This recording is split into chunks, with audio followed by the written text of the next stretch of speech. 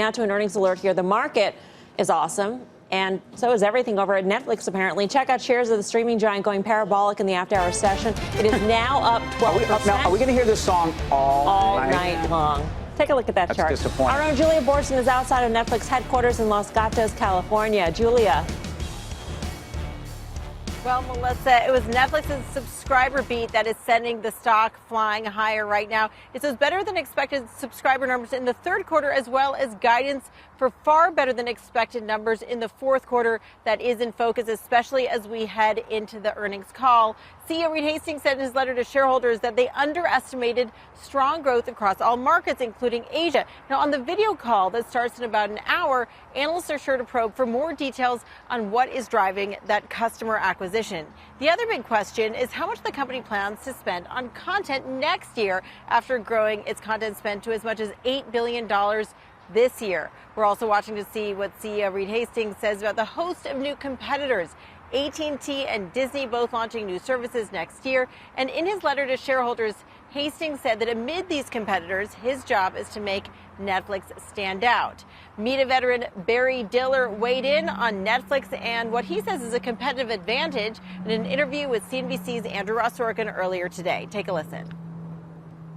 They have such a lead that there is nobody that is going to compete with them at that level. Doesn't mean other people aren't going to have, let's call it, successful streaming services of 20 or 30 million.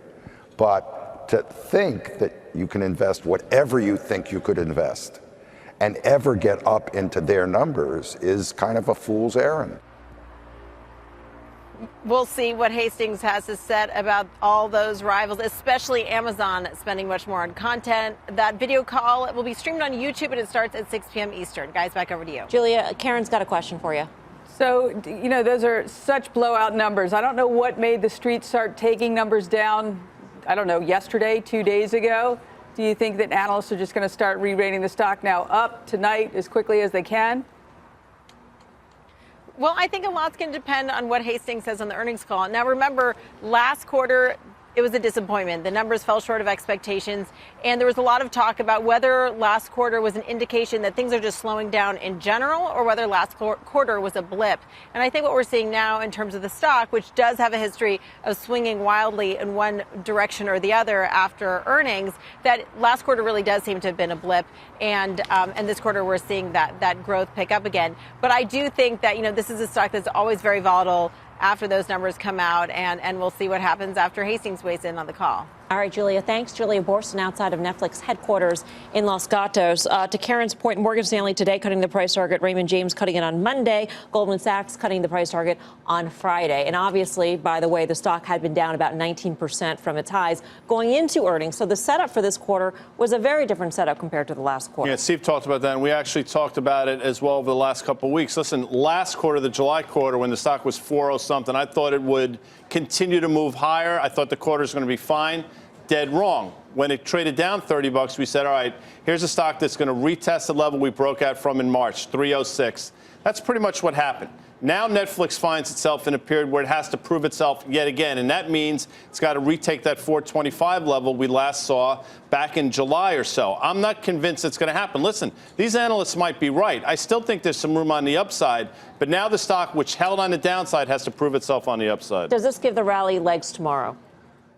Particularly amongst the momentum stocks. It certainly helps. I mean, look, let's face it. I mean, people have been handsomely rewarded in Netflix to the tune of 80% this year. I just, you know, back to the stock, though, I just feel like it's the same story. We have a dynamic here. And I heard this, you know, heard this on the call. There was a statement, something along the lines of investors need to have the same kind of confidence in the investment we're making, the huge investment we're making in content as they've had in the past. In other words, they've been rewarded, so don't be surprised by this number. People are kind of hoping that 2018 was peak cash burn.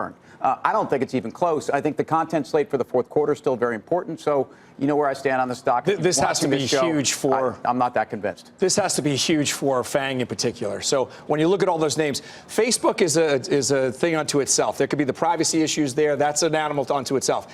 Amazon, though, should rally aggressively on this into their earnings because I cannot see them missing. He's going to have a blowout quarter. I mean, they're in different businesses. They can turn spigots on and off whenever he wants. And I think at this point, with the stock being down so much into it, it almost sets up perfectly. Guy had a great call technically on Amazon. When you see this much devastation on the charts going into earnings, what are you playing for if you're a short seller of Amazon? But you have to really cover. You say they can turn the spigots on and off. I mean, does that mean that they will listen to a Netflix earning? And I don't think you're saying this. But No, I mean, I think it you're saying sparks they feel the momentum need again. to actually report something this quarter. I don't think Jeff Bezos has ever. Well, I think that after a grind that his stock has had going into year end, I think that he wants to show everyone that you have to cover that stock. It's not going to be like an Elon Musk where he's going to murder the shorts, but I think he has something to prove. That stock It's is been impressive. decimated on the stock. I'm surprised you think that he watches the stock in the short term.